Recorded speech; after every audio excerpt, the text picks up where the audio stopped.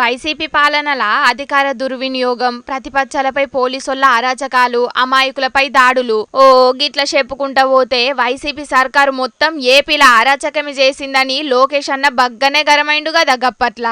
ఏపీలున్న కొందరు పోలీసులు అధికారులు సర్కారుకు తొత్తులుగా మారి దారుణాలు చేస్తున్నారని బగ్గనే ప్రచారం చేసిండు. ఇక యువగలం పేరు మీద లోకేష్ అన్న పాదయాత్ర చేసినప్పుడైతే ఏపీలో జరుగుతున్న అరాచకాలు, అధికారుల దాడుల గురించి అన్ని లెక్కలు రెడ్ బుక్ రాసుకున్నాం, మేము అధికారంలోకి వచ్చినాక ఒక్కొక్కల అంతు చూస్తామని కూడా సభలో మాట్లాడుకొచ్చిండు లోకేష్ అన్న.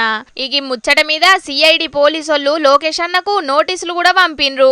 కోర్టుల కేసు కూడా నడుస్తున్నది. అయితే ఇప్పుడు ఏపీ ఎలక్షన్ల భారీ మెజార్టీతోని కూటమి పార్టీ గెలిచే వరకు అందరి కన్ను లోకేష్ అన్న మీదనే పడ్డది. టీడీపీ అధికారంలోకి వచ్చినాక తిప్పలు పెట్టిన ఆఫీసర్లకు మూడినట్టే. వాళ్ళ మీద ఖచ్చితంగా యాక్షన్ తీసుకుంటామని గప్పుడే పార్టీ కార్యకర్తలకు హామీ ఇచ్చిండు లోకేష్ అన్న. ఇప్పుడు మంగళగిరిలో లోకేష్ అన్న గెలిచిండు. మొత్తం ఏపీలా కూటమి అధికారంలోకి రాబోతుంది. చూడాలే మరి ప్రతిపక్షంలో ఉన్నప్పుడు తిప్పలు పెట్టిన ఆఫీసర్ల మీద ఇప్పుడు ప్రతీకారం తీర్చుకుంటాడో లేకపోతే ప్రజాపాలన మీద దృష్టి పెడతారో కూటమి లీడర్లు.